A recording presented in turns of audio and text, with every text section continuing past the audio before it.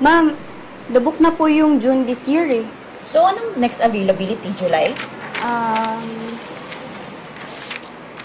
June po, pero 2018 pa. Yun na po yung may pinakamaluwag na sked. Ano? Wala ba ngayong taon, ha? The-book na po lahat eh. Pero kung nandito po kayo kahapon, baka po nakuha niyo yung last availability na June 8. Kaso po, na pencil book na po ni Emma De Jesus. Naunahan niya po kayo. Emma De Jesus. Hanggang dito ba naman? Nakikipag-agawan talaga siya sa akin, no? Hayaan mo na, Georgia, sa ibang simbahan na lang tayo. Hindi tayo aalis dito. Miss, hindi mo ba sa akin pwedeng ibigay yung June 8? Total, andito naman ako eh. Babayaran kita, cash pa. Ma'am, di po pwede yun. Are you sure? Kasi naka-pencil book lang naman yan eh. Kailangan ko talagang makasal dito sa simbahan na to ngayong taon. Ma'am, di po talaga pwede yun. Tsaka babayaran na po yun mamaya ni Miss Emma yung mga fees po nila. Hindi ko naman po pwedeng ibigay sa inyo yun unless i-cancel po nila. Kailangan ko yung date na yun, miss.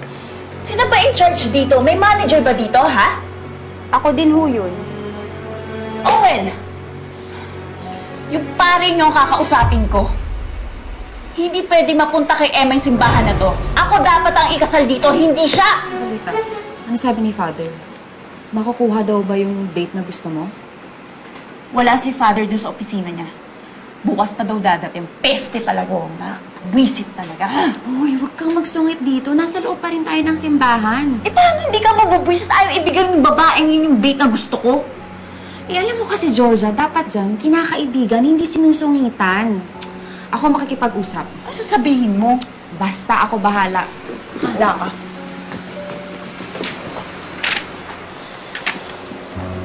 Ate, baka naman meron pang ibang paraan para makuha natin yung date na gusto ng friend ko. Ma'am, bakit po bang kulit ninyo? Di nga po pwede yun. Ate, matanong ko lang ano, magkano sweldo mo dito?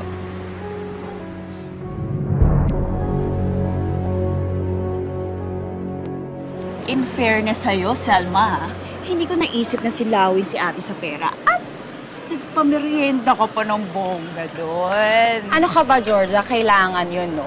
Para lahat sila happy sa loob. At alam mo pa kung sino ang pinaka-happy? Yung secretary. Eh, may pakimkim ba naman tayo na worth isang taon ng sweldo niya eh? Sabi naman sa'yo eh, lahat ng tao may presyo. Ang sama mo rin eh, no? Kanina, ako yung pinipigilan mo dahil nasa simbahan ako. Kaya huwag ako magsusungit. Pero ikaw, harap-harapan ka talaga ng bride. Pero I love it. Basta, save the date. June 8 na ang wedding of the year. Yep. Kaso may problema tayo. Paano kung malaman ni Emma na kinuha mo yung date ng kasal niya? Wala naman siya magagawa. Iyak na naman. Sabagay. Oh! Hi, Emma. Nagkasabay pa talaga tayo, ano? Magbabayad lang kami ng reservation. Oh, buti hindi ka nasunog nung pumasok ka ng simbahan sa dami ng kasalanang ginawa mo. Georgia, deadmahin mo na lang. Hayaan mo na. Alam mo, pasalamat ka. Napipigilan ako ni Selma. Pero good luck na lang sa'yo. Para saan naman? Just in case, malasing ka today. Tara na. Nawala kami dyan sa booking. Eh, pinapencil book na nga ho yun. Eh, ma'am, Georgia Ferrer po yung nakasulat dito sa logbook. Kaya sa kanya po napunta yung reservation dahil nakapagbayad na din po siya. Eh, di ba nagpunta ako dito kahapon, ang sabi mo, ang last available date ay June 8. Kaya kinuha ko na yun para kay Emma De Jesus. Ano nangyari? Sorry ma'am, wala na po tayong magagawa. Ate Malu, akala ko ba wala kang pera? Bakit nag-blowout ka ngayon? Kailan yan ng kliyente, si Georgia. Kumain ka nga lang dyan. Kaloka. Merienda lang ang kapalit para mawala tayo sa booking. Anong kapalit? Ano po? Eh, kaya po siya nagpakain dahil mabuti po siyang tao. Mabuti? Kilala mo ba si Georgia? Wala sa kalingkingan niyang kabutihan.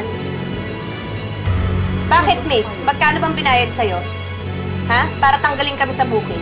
Miss, nakaka-insulto na po kayo. Pwede po umalis na lang kayo. Tara na, Emma. Hayaan mo na. Pera-pera lang talaga yun.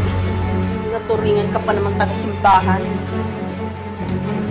Mag-ingat kayo sa mga taong yan.